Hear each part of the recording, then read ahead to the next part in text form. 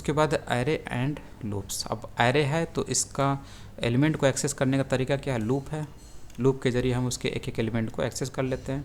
ठीक है, तो यहाँ पर हम लोग लूप चलाते हैं और यहाँ पर हम लोग ये जो आई है इसको एज इंडेक्स की तरह इस्तेमाल भी करते हैं। तो यहाँ पर मान लीजिए कितने एलिमेंट है, 5 एलिमेंट है, यहाँ से आपको पता चल रहा होगा। तो 5 टाइम्स आप इसको चला दीजिए। ठीक है, for I equals to 0, I less than 5, यानी 0 से 4 इंडेक्स तक ये चलेगा और उतना ही इसमें वैल्यू भी है। ये 0 index, 1 index, 2 index, 3 index, 4 index तो है ही। ठीक है, उसके बाद यहाँ पर आप कार्स आई यहाँ पर आप इस्तेमाल कर रहे हैं तो पहली बार कंडीशन ट्रू होती है, तो आपको पता है कंट्रोल इसके अंदर आएगा और इसको एग्जीक्यूट करेगा। तो कार्स आई में कितनी है, 0 है, तो कार्स 0 पे कार नाम के जो एरे है उसके 0 इंडेक्स पे कौन सा बैठा हो, ये वाली वैल्यू बैठी हुई है, तो ये वाली एक्सेस हो जाएगी। तो इससे आपको पहली बार वॉल्वो मिल जाएगा। फिर उसके बाद कंट्रोल यहाँ पर जाएगा, आई की वैल्यू को 0 से 1 कर देगा, आई प्लस प्लस से। फिर उसके बाद यहाँ टेस्टिंग होगी, तो 1 इज़ लेस देन 5, ये ट्रू हो गया। फिर से कंट्रोल यहाँ पर आएगा, इसको एग्जीक्यूट करेगा और कार्स 1 यानी 1 इंडेक्स पे BMW बैठा हो तो आपको BMW मिल जाएगा इससे। फिर से कंट्रोल यहाँ पर जाएगा, आई प्लस प्लस है, आई की वैल्यू जो 1 थी उससे आई की वैल्यू 2 हो जाएगी। फिर से यहाँ पे टेस्ट होगा, 2 इज़ लेस देन 5, फिर से ट्रू हुआ, फिर से इसको एग्जीक्यूट किया जाएगा। ऐसे ही करके सारे जो कार के वैल्यू हैं इनको एक्सेस कर लिया जाएगा, तो आपको ये वाला वैल्यू दिखेगा, कार के सारे एलिमेंट दिखेंगे। और यहाँ पर न्यू लाइन लिखा हुआ है, इसकी मदद से आपके जो वैल्यूज़ हैं वो नई लाइन में आकर बैठ रहे हैं ऊपर से नीचे वर्टिकली, इसलिए आपको अच्छा दिख रहा है ये। वो इसी इंसर्शन के ज़रिए आप इसको न्यू लाइन को इंसर्ट कर दे रहे हैं, ये भी अच्छी चीज़ है। इसमें भी सेम उसी टाइप का काम किया गया है और इसमें इसकी वैल्यू को भी एक्सेस किया गया है। ठीक है, तो यहाँ पर आपका इंडेक्स नंबर और यहाँ पर इंडेक्स पे बैठी हुई वैल्यू मिल जा रही है। ठीक, तो आपको कुछ इस तरीके से दिखेगा, एक तो इंडेक्स नंबर और यहाँ पर इक्वलिटी भी ऐड किया गया है, इसको भी इंसर्ट किया गया है। इतने से आपको इंडेक्स नंबर और इतने से आपको इक्वलिटी वाला सिंबल और इतने से आपको जो वैल्यू है वो वैल्यू मिलेगी और इतने से आपको न्यू लाइन मिलेगी, नई लाइन पे अगला नंबर बैठेगा। ठीक है, तो ओवरऑल ये जो आपको मिल रहा है वो आपको इतने से मिल रहा है। ठीक, ये देखिए सबको स्ट्रिंग के रूप में, इसको स्ट्रिंग के रूप में यहाँ पे ऐड किया गया, ये होता। बाकी सारी चीज़ें इसमें सेम है और भी कुछ ऐसा नहीं है जो कि आपको समझने में दिक्कत हो।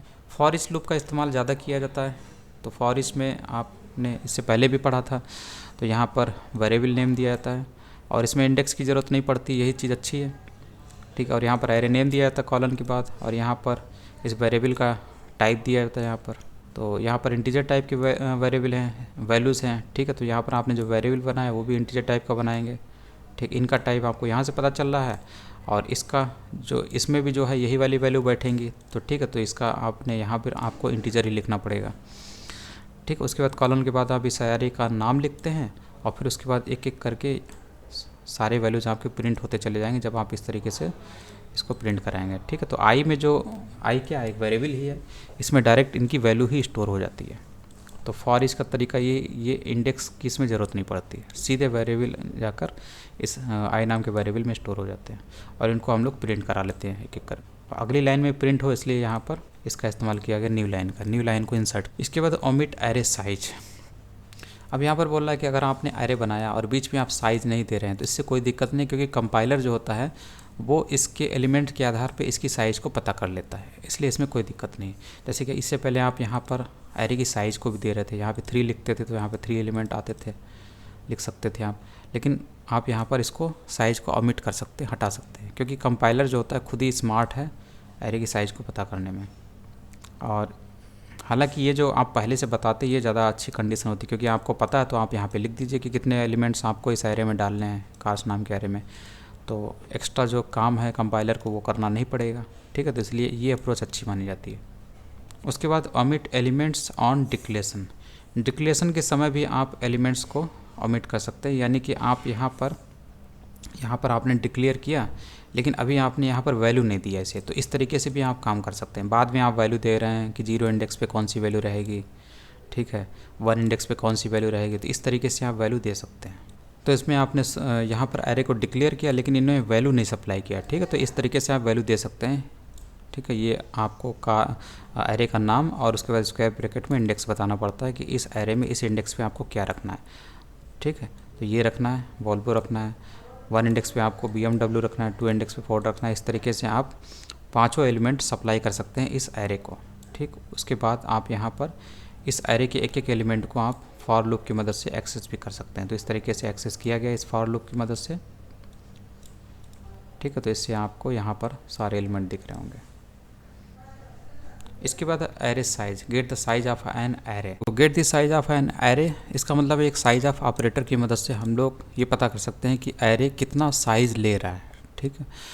जैसे यहाँ पर 5 एलिमेंट्स हैं इसके अंदर, तो साइज ऑफ ऑपरेटर में हम लोग जब इस एरे को पास करते हैं, इसका नेम लिखते हैं अंदर, तो हमें ये पता चल जाता है कि एरे कितना साइज ले रहा है, ठीक है। तो यहाँ पर 20 बाइट ले रहा है। तो सभी इंटीजर टाइप के आपको पता है कि ये जो है 4 बाइट लेता है। तो 4 × 5 कितना होगा, 20 होगा, इसलिए यहाँ पर आपको 20 लिखा हुआ है। तो ये जो साइज़ रिटर्न करता है वो बाइट्स में रिटर्न करता है, जो मैंने अभी बताया। तो साइज ऑफ ऑपरेटर आपको बाइट में साइज़ रिटर्न करता है। तो 4 बाइट एक इंटीजर लेता है, 5 एलिमेंट्स हैं, तो 4 × 5 20 बाइट्स हुआ, इसलिए यहाँ पर ये लिखा हुआ है। और उसके बाद ये सिंपली ये बताने की कोशिश कर रहा है कि एक एलिमेंट्स कितनी साइज़ लेता है, ये आप पता कर सकते हैं।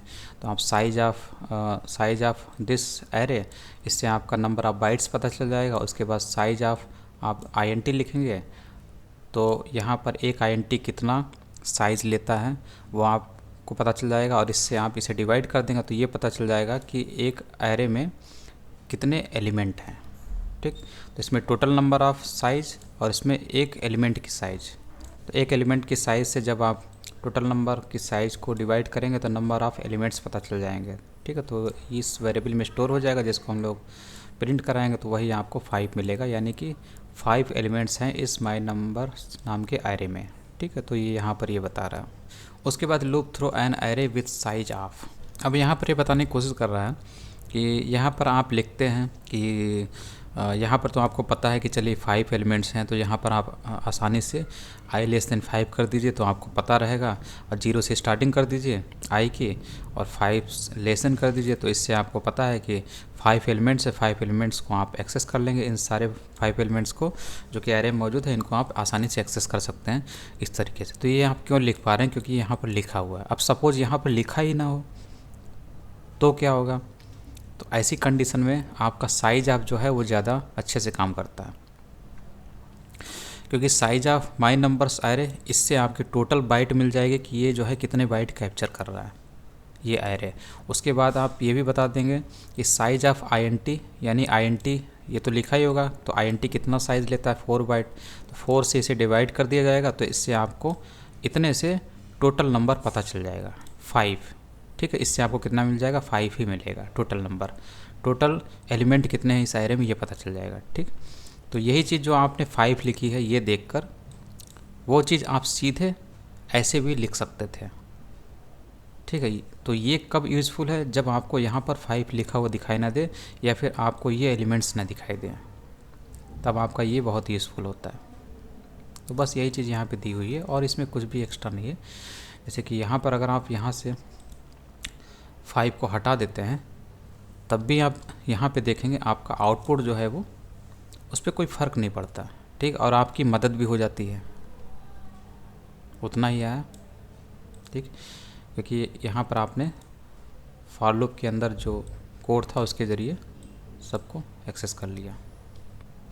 और ये फॉर ईच लूप के ज़रिए इसके एलिमेंट्स को एक्सेस करने की बात कर रहा है, इस एरे के एलिमेंट को, ठीक, इन सभी को। तो यहाँ पर उसी तरीके से फॉर ईच करते हैं, एक वेरिएबल बनाते हैं, कॉलन के बाद इस एरे का नाम होता है। उसके बाद ये वेरिएबल में सारे वैल्यूज एक एक करके स्टोर होते हैं, जिनको आप यहाँ से प्रिंट करा लेते हैं। तो ये चीज़ आपको दिख रही है।